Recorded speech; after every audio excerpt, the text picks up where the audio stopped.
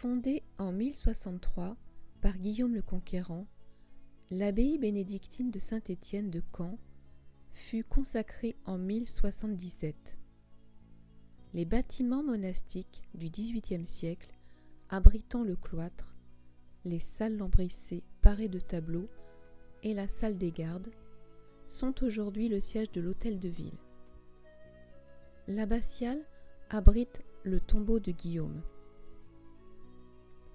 L'abbaye aux hommes, à Caen, est le fruit mystérieux de l'amour humain.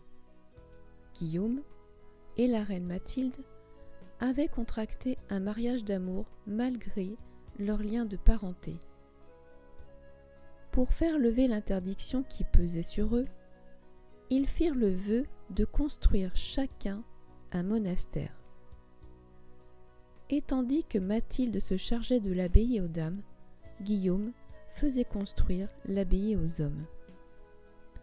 Un monument somptueux où les différents styles se mélangent harmonieusement, roman, gothique, puis baroque. L'église se décrit attachante, mais complexe. En effet, l'édifice présente un mélange de deux styles qui n'ont pas l'habitude de faire bon ménage. Tout d'abord, l'art roman, lié à l'enfant. Il règne en maître dans les deux premiers étages de la nef. Il se caractérise par la lourdeur de ses piliers, la perfection de ses arcatures et la majesté de sa pensée. L'art gothique lui succède, prenant appui sur les piles massives du roman. L'architecte du nouveau temps lance dans le ciel ses voûtes sexpartites. Ici, tout est légèreté, audace et luminosité, et non plus solidité et rigueur. Et bientôt l'art gothique remporte la bataille.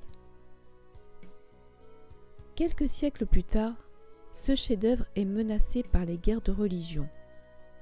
L'église est abandonnée et tombe en ruine. Elle est finalement sauvée de la destruction par un moine énergique, Don Jean Vallache. À la Révolution, une nouvelle alerte. L'église est à nouveau désaffectée. Le tombeau de Guillaume le Conquérant n'est fort heureusement pas touché.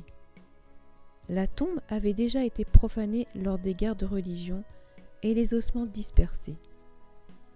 À l'époque, la dépouille mortelle de Guillaume le Conquérant était presque intacte, son cadavre ayant été embaumé.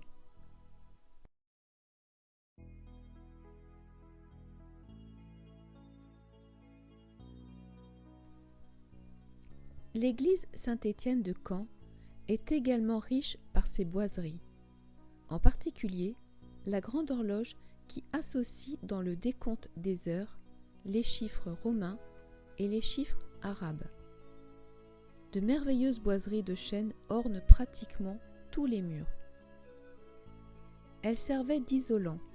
Les moines ne se chauffaient pas. Elles sont l'œuvre de François Poche. Deux salles retiennent l'attention, le réfectoire et la salle du chapitre, mémorable aussi pour ses belles boiseries de chêne.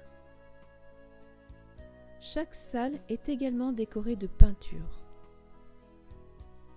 Cette abbaye a eu elle aussi souffert du vandalisme des hommes. La guerre apporta son cortège de destruction et de désordre.